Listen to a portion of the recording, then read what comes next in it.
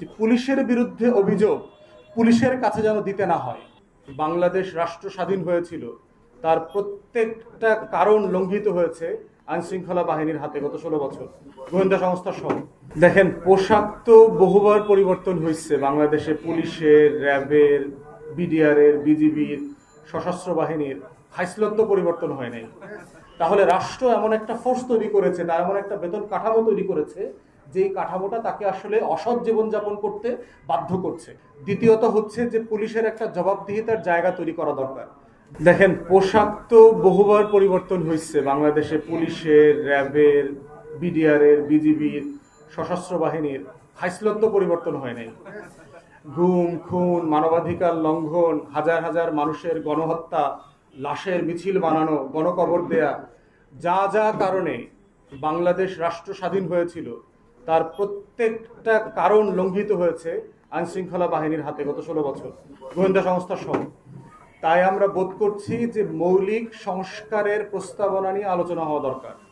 বাংলাদেশের পুলিশের সংস্কার নিয়ে ইতিমধ্যে আমরা ব্যক্তিগতভাবে বিভিন্ন ফোরামে কথা বলেছি।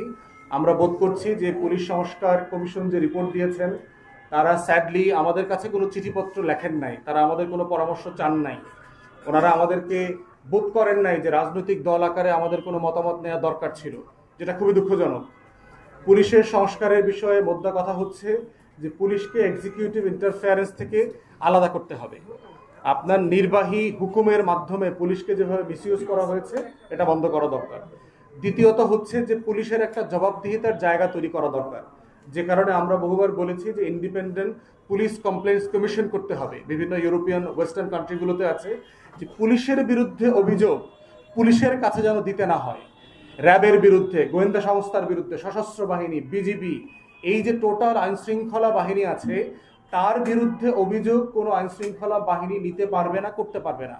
এটা ইন্ডিপেন্ডেন্ট বডি লাগবে তার বিরুদ্ধে অভিযোগ করবার জন্য, তার তদন্ত করবার জন্য আলাদা বডি লাগবে। এই জন্য আমরা বরাবর আগের মতোই বলেছি যে ইন্ডিপেন্ডেন্ট পুলিশ কমপ্লেন্টস কমিশন করতে হবে। এই কমিশন পুলিশের জবাবদিহিতা নিশ্চিত করবে এবং বিচার ট্রাইব্যুনাল করবে প্রয়োজনে। থার্ড হচ্ছে, আমরা বলেছি পুলিশের বেতন ভাতা, তারপরে সুযোগ সুবিধা বাড়ানোর প্রশ্ন। দেখেন, একজন কনস্টেবল 9, 10, 11 হাজার টাকা বেতন পায়। এই মানুষটা কিভাবে 2 জনের 4 জনের সংসার, বাবা মাকে যদি দেখভাল করতে হয়, ওষুধ, চিকিৎসা, ন্যূনতম বেঁচে থাকার যে দায়, এটা সে কিভাবে শোধ করবে?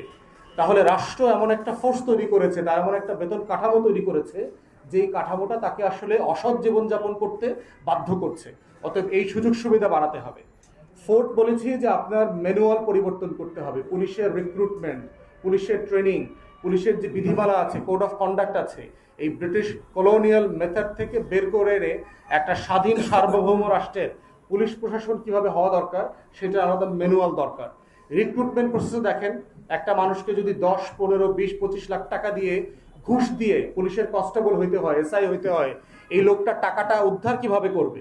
আপনারা নয় প্রেসের কার্ড ব্যবহার করে, আপনার মোটরসাইকেল থামায় না, গাড়ি থামায় না, কিন্তু সাধারণ মানুষের তো গাড়ি থামায় ফেলে।